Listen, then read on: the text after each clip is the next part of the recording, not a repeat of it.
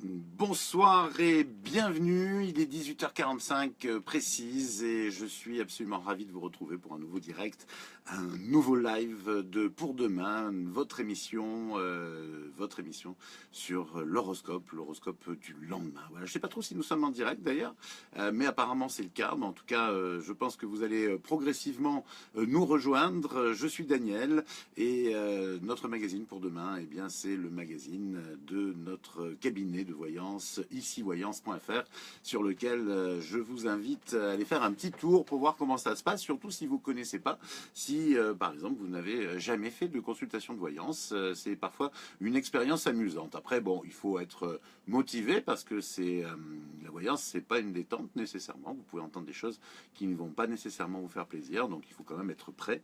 Et c'est vrai que c'est souvent ce que je reproche à certains consultants, c'est qu'ils font de la voyance pour se rassurer, ce qui est à mon avis pas nécessairement la meilleure des choses. Je pense que pour se rassurer, il y a d'autres méthodes plus douces que la voyance. Effectivement, la voyance c'est quelque chose qui peut parfois ne pas être rassurant du tout. Et d'ailleurs, si c'est bien fait, ce n'est pas nécessairement rassurant. Ça peut aussi vous annoncer de ces mauvaises nouvelles. Voilà, cette parenthèse sur l'intérêt de la voyance terminée. Je vous invite à justement faire tout en sorte avec moi dès à présent pour lancer le logiciel magique qui va offrir une consultation de voyance complète de 20 minutes à un de nos fans. Et c'est parti, donc le logiciel est en train de mouliner, est en train de rechercher un nom parmi nos quasi 2000 fans. On s'en approche, hein, vraiment, à grands pas. Moi je vous dis c'est pour vendredi, j'espère vraiment en tout cas. Et nous allons arrêter le compteur sur Valérie. Valérie, qui a un nom composé, Valérie Le G, c'est l'initiale de son nom de famille, Valérie Le G, qui habite Mordel et qui donc vient de gagner une consultation complète avec un des membres de l'équipe d'Ici Voyance, un des voyants que j'affectionne tout particulièrement puisqu'il fait partie de mon équipe. D'ailleurs, à propos d'équipe, sachez qu'avec Laura, nous avons recruté 4 nouveaux membres cette semaine. Ils apparaîtront progressivement entre cette semaine et le 20 février. Et je vous avoue que c'est des gens qui sont très très très talentueux. On a vraiment hâte de voir ce qu'ils vont donner sur le site.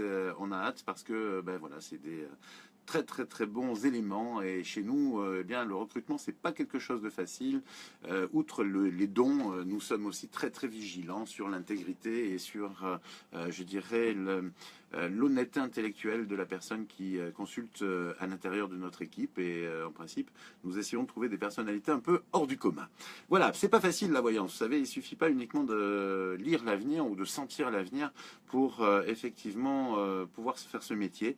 Il faut aussi, je pense, savoir quand même exprimer ce que l'on ressent et puis faire attention aux projections que peuvent également exprimer les personnes que nous consultons. C'est-à-dire que parfois on ne lit pas leur avenir, mais on lit leur désir et c'est pas la même chose du tout. Hein. Donc il faut faire très très attention à ça.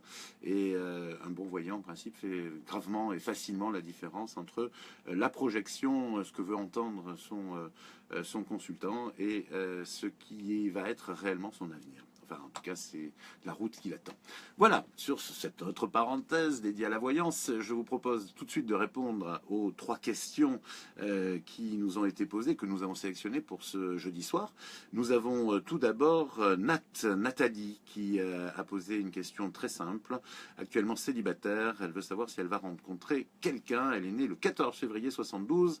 Donc un 14 février, c'est-à-dire un jour de la Saint-Valentin, c'est vrai que quand on est célibataire et qu'on est né le jour de la Saint-Valentin, parfois, c'est pas toujours facile, en tout cas sur ce jour-là. Mais enfin bon, blague à part, ce qui n'est pas toujours facile, c'est de gérer la solitude. Et pourtant, Nathalie, moi ce que je ressens, c'est que cette solitude, vous l'avez vraiment vraiment choisie pendant pas mal de temps. Vous vous êtes pas mal renfermé. Et puis vous êtes quelqu'un de très très particulier parce que vous avez une attitude assez froide. Vous êtes quelqu'un de relativement distant. Il n'est pas facile d'accéder à la Nathalie que vous êtes. Mais alors, si on y arrive, c'est un bonheur. C'est-à-dire, vous êtes vraiment quelqu'un d'extrêmement extrêmement affectueux et vous avez vraiment beaucoup d'amour à donner. Vous êtes vraiment une fille qui avait très très envie de donner cet amour. Seulement vous vous protégez terriblement parce qu'effectivement vous avez peur de souffrir, vous avez peur de vous tromper et puis vous avez une certaine pudeur aussi, c'est-à-dire finalement il faut quand même aller chercher vraiment, il faut vous apprivoiser, voilà. Et c'est pas évident parce que comme vous avez une attitude froide, eh ben, le garçon qui va vous apprivoiser, soit c'est un prédateur et il va vous bouffer, ne pas vous apprivoiser, soit c'est un garçon qui va vous respecter et du coup à trop vous respecter, il risque de ne pas entrer dans votre intimité. Et c'est là où se trouve Nathalie et celle qui est prête à donner beaucoup d'amour. Alors c'est un peu, voilà, c'est un peu un dilemme votre histoire. C'est-à-dire que à la fois votre attitude a tendance à rebuter je dirais les bonnes volontés, et en même temps, vous-même vous attendez quand même que quelqu'un vienne vous chercher. Alors c'est pas facile, mais c'est sur votre route, voilà. Vous allez me dire, je ne prends pas de risque en vous disant ça, mais c'est vrai, c'est sur votre route parce que c'est vraiment sur votre route. Vous n'êtes pas né le 14 février pour rien. C'est une blague, hein, parce que bon. Je pense que la Saint-Valentin a surtout un aspect symbolique et commercial plus qu'un réel aspect, je dirais, de destinée. Et en l'occurrence, ce n'est pas parce que vous êtes né le 14 février que vous devez être plus amoureuse qu'une autre. Mais tout simplement, effectivement, en ce qui vous concerne, Nathalie, pour moi, vous avez effectivement votre route, votre destinée qui est vraiment sur une route de partage et d'une rencontre et d'une partage. Alors oui, vous allez rencontrer quelqu'un, oui, cette personne arrivera effectivement à rencontrer la Nathalie qui est enfouie en vous et que vous avez enfouie aussi parce que vous avez élevé des enfants. Je vois deux garçons, trois enfants, deux garçons en tout cas, avec lesquels effectivement, pour lesquels vous vous êtes consacré quand même et effectivement vous vous oubliant un peu. Alors maintenant qu'ils sont grands, je vous invite quand même effectivement à penser vraiment à vous, surtout qu'ils sont grands, mais vous êtes jeune. 72, c'est vraiment jeune et vous avez un avenir sentimental très fort. Voilà, simplement faites attention, peut-être que votre attitude un petit peu trop froide risque de vous jouer des tours. Maintenant, au fond, vous avez raison. C'est l'homme qui viendra vous apprivoiser, qui sera le bon, et je le pense aussi.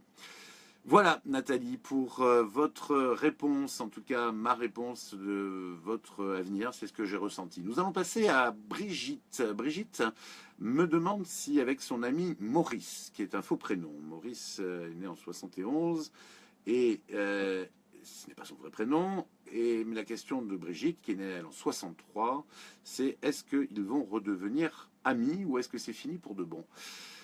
Alors, c'est très difficile, effectivement, le fini pour de bon, parce que, Dieu merci, la vie est une succession de remboursements.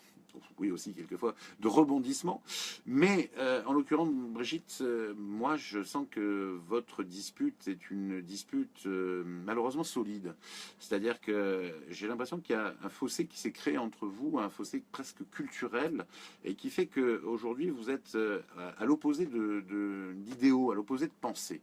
Voilà. Je dirais pas que vous vous êtes disputé pour des raisons politiques, mais j'en serais pas loin. Vous voyez, je veux dire, c'est vrai qu'il y a quelque chose qui s'est créé entre vous, en même temps qui s'est défait parce que vous avez des visions de la vie qui sont profondément actuellement opposées. Voilà. Pourtant, il y a un fond commun tous les deux, il y a des choses en commun, mais ces choses en commun n'ont pas réussi à vous rejoindre par rapport à ce qui vous a divisé. Et aujourd'hui, comme c'est quelqu'un d'assez orgueilleux quand même et quelqu'un d'assez fier, je pense qu'effectivement, cette dispute risque d'être longue. Alors, il y a toujours moyen de rabibocher les choses, bien entendu, en retournant vers lui, mais c'est pas l'idée. Je pense qu'il faut qu'il revienne et qu'il revienne avec une certaine volonté de revenir. Si vous allez le chercher, il va peut-être se relaisser séduire, mais pour moi, parce qu'on parle bien d'amitié hein, quand même, malgré tout, il y a quelque chose qui est quand même un peu cassé. Et malheureusement, Brigitte, je vais peut-être pas vous donner une bonne nouvelle, mais je suis pas du tout certain que vous allez renouer de manière positive avec votre Maurice. Néanmoins, je suis divisé. Je sais que à la fois, si vous allez le chercher, ça peut s'arranger, mais ça va s'arranger pas vraiment, d'accord? Donc quelque part, un peu, il y a quelque chose qui est cassé. Et si vous n'allez pas le chercher, vous allez laisser faire la vie, laisser faire le destin, et quelque part, si le côté karmique qui est entre vous remonte, eh bien, il y aura de nouveau un vrai Maurice qui viendra vers vous parce que les choses auront changé, peut-être que parce que vos visions de la vie auront également changé, et que vous allez de nouveau vous retrouver. Voilà. Mais pour moi, pour l'instant, ce n'est pas le cas, absolument pas le cas. Voilà donc pour votre question, Brigitte. Je vais répondre à Nathalie, encore une. Vous avez remarqué que je vais toujours par paire, hein. Il y a deux Isabelle, deux Nathalie. Alors, ce soir, c'est la fête aux Nathalie. Eh bien, Nathalie se prénomme Nathalie, oui, effectivement. Elle est née le 8 décembre 65. Pour moi, je lis la question. Donc, elle est mariée, mais routine installée. Elle a notre homme en tête. Et elle pense que c'est réciproque. Il s'appelle, bon, on va pas dire son prénom, quand même, malgré tout, parce que c'est un peu intime. Il est né en 64, ils ont le même âge. Et d'abord, est-ce qu'ils vont se revoir? C'est la question qu'elle nous pose. Et est-ce qu'il va se passer quelque chose entre eux? Alors bon, incontestablement, Nathalie, de toute façon, aujourd'hui, vous êtes très très prête à une relation adultère, parce que vous avez besoin de changer vraiment, voilà, vous avez besoin d'avoir une aventure, vous avez besoin de vivre en tant que femme. Comme vous dites, la routine s'est installée, et même si vous avez quand même beaucoup de choses en commun avec votre époux, et vous n'avez pas spécialement envie de casser ça d'ailleurs, parce que bon, c'est un vrai mariage avec beaucoup de un côté tribu, un côté matériel aussi, enfin plein de choses qui font qu'effectivement on va pas tout casser nécessairement sur un coup de tête. Et puis vous, c'est pas ça que vous recherchez effectivement un coup de cœur, vous avez envie qu'un homme s'intéresse à vous en tant que femme et que vous ne soyez pas pour lui un peu tout, quoi, à la fois la maman, la copine, donc voilà, bref, vous avez besoin d'une aventure, vous allez avoir une aventure. Est-ce que ce sera avec Pascal? Je pense que tout va à un moment donné coïncider pour que ça se passe entre vous, mais je sens chez lui une peur et moins de courage que vous, et une motivation qui finalement peut-être lui fera défaut au dernier moment. Parce que voilà, autant je peux voir qu'il y a un bon coup de pouce du destin, et c'est vrai que quelque part votre rencontre doit se faire avec lui, et vous devez vivre une aventure de toute façon, c'est quelque chose qui est sur votre route. En revanche, je ne suis pas sûr qu'il ait le courage d'aller jusqu'au bout, parce qu'il faut quand même une forme de courage pour pendant quelques temps mener une double vie, et puis vivre quelque chose de très interdit, évidemment. Voilà, et j'ai l'impression que lui est un peu dans la même situation que vous, ou s'il ne l'est pas, il n'est pas finalement aussi libre que vous dans sa tête. Donc moi, je sens des réticences de sa part. Alors, vous revoir, oui. Va-t-il se passer quelque chose entre vous? Je pense que vous pouvez aller très très très loin. Ça peut se faire. Ça peut se faire qu'une seule fois et plus du tout, comme ça peut se faire dans la durée s'il a effectivement le courage, je dirais, de ses opinions et de ses actes. Donc, plusieurs futurs possibles, avec lui en tout cas, mais en tout cas, une certitude, c'est que vous aurez une grande parenthèse dans votre existence avec une relation extra-conjugale. Et pour l'instant, je ne vous vois pas quitter vraiment votre mari. C'est pas d'actualité, c'est pas vraiment votre but.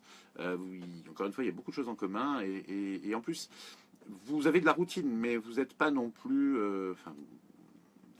Il y a quand même pas mal de choses entre vous, et au moins une grande complicité, une grande harmonie. Enfin voilà.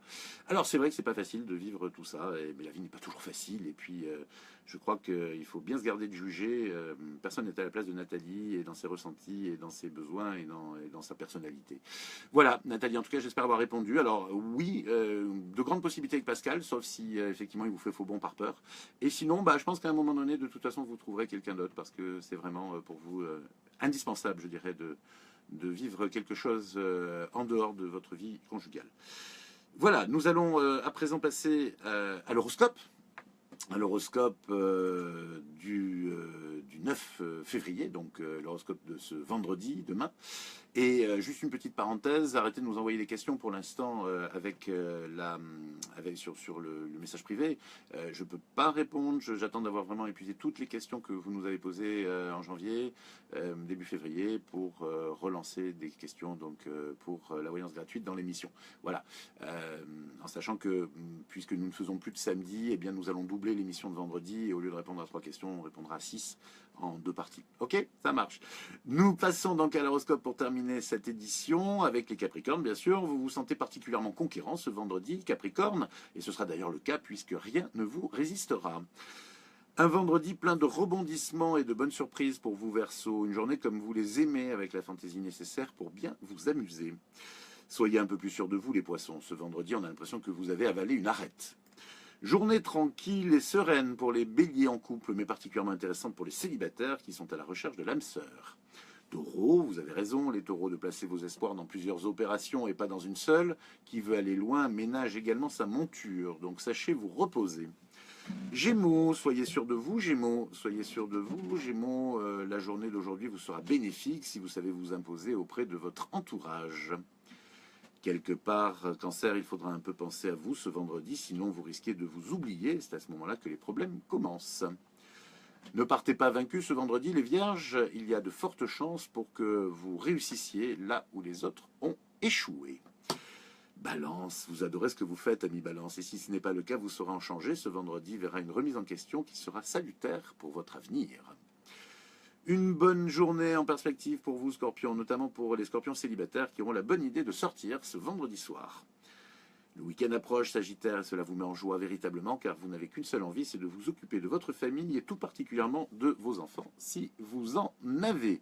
Voilà, donc aujourd'hui nous sommes jeudi, c'est bien clair, demain nous serons vendredi. Non, c'est pas ça, voilà, en fait je vous ai annoncé l'horoscope du vendredi, vous n'allez rien y comprendre mes amis. Et en fait, c'est demain, c'est jeudi. Voilà. Au fait, aujourd'hui, nous sommes mercredi. C'est ça.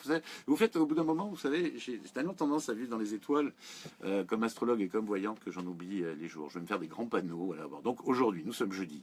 Nous sommes nous sommes mercredi, le 8 février, c'est ça. Et c'était l'horoscope du jeudi 9 février. Voilà, j'espère que vous avez bien compris. Merci pour tous vos messages, j'ai fini par comprendre.